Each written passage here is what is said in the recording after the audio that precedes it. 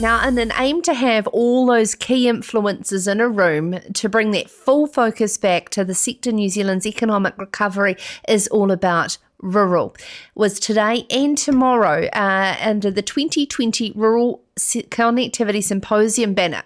This is where partners such as our Rural Health Alliance, Rural Women, Dairy Women's Network, Young Farmers, Federated Farmers join the likes of Chorus and TUANZ to bang heads together on the real impact that a lack of connectivity has on our rural communities. And I'm looking forward to finding out about their learnings over lockdown. Craig Young, CEO from the Telecommunication Users Association of New Zealand.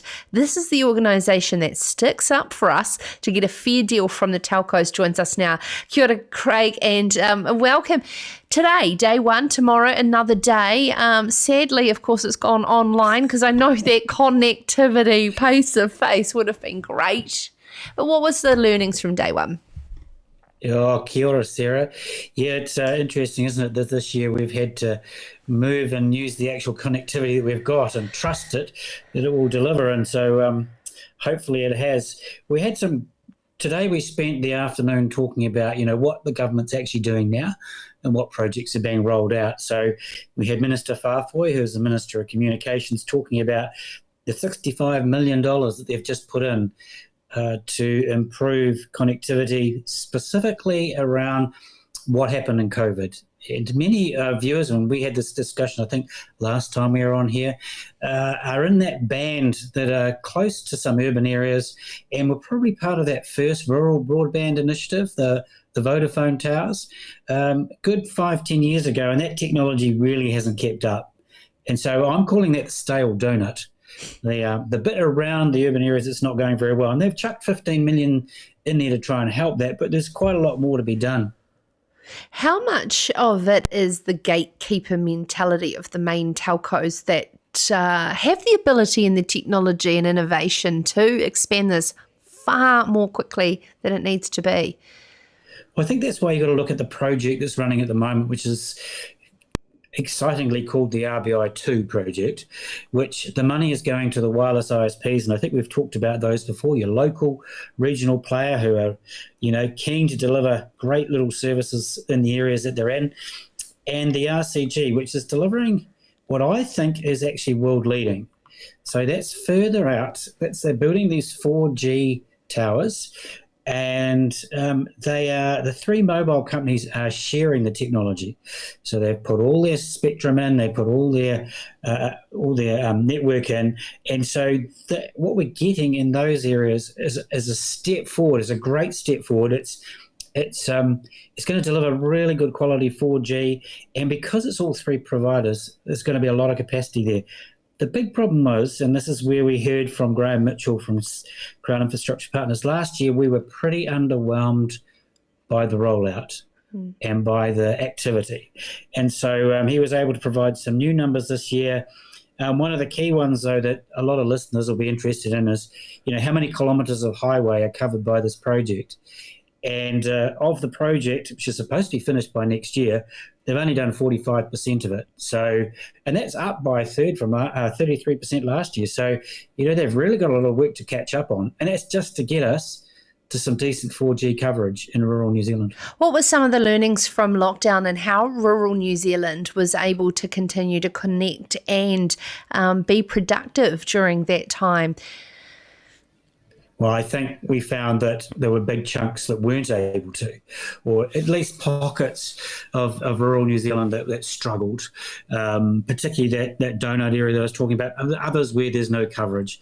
And it comes down to two things, I think, our learnings were. One is there is that issue that we need to improve the capacity and the capability in rural New Zealand, and that's what we continue to argue for.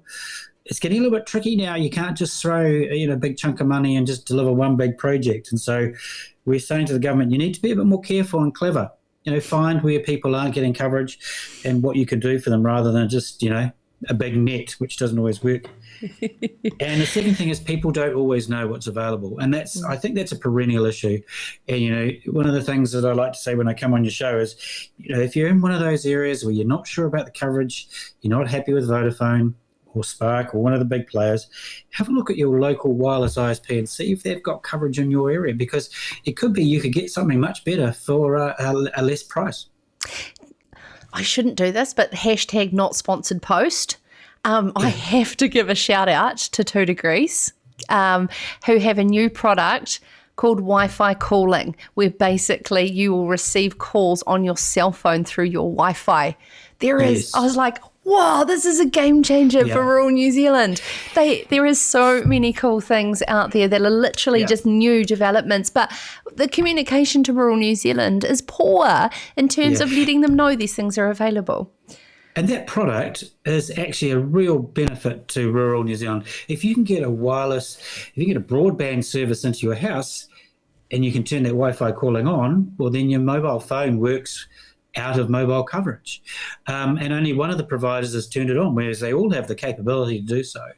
And it was an issue that came up today. It was mentioned in one of the presentations by Mike Smith from Ultimate Broadband. He said, we need you to turn that Wi-Fi calling on because we can provide that service. The other cool thing, just talking about cell phone coverage, is the project that the government's quietly working away on, which is called the Connected Marae project. So they're connecting the marae that apply. They've got about 400 applications at the moment, 254 connected. These are remote, rural. And what they're doing is they're not just putting connectivity in, they're putting Wi-Fi boosters, they're putting cameras, and they're also putting cell boosts. So those sorts of things which will enable the marae to be covered by cell phone coverage. Small pockets, but at least it's there. So there is some good thinking going on. Absolutely. Thank you so much, Craig. And hey, best wishes for tomorrow. Sadly about not having the physical event, but I mean, to be able to showcase the connectivity that is going on and who can connect in. I really appreciate your time. And there's multiple different medias, and Sarah's Country wants to be all things to all people. And I absolutely love hearing that people cannot watch live potentially. However, they know how to download the podcast to take with them offline on the road. Absolutely fantastic. Thank you so much for being with us wherever you are in the world and however you like to consume the show. This is Sarah's Country.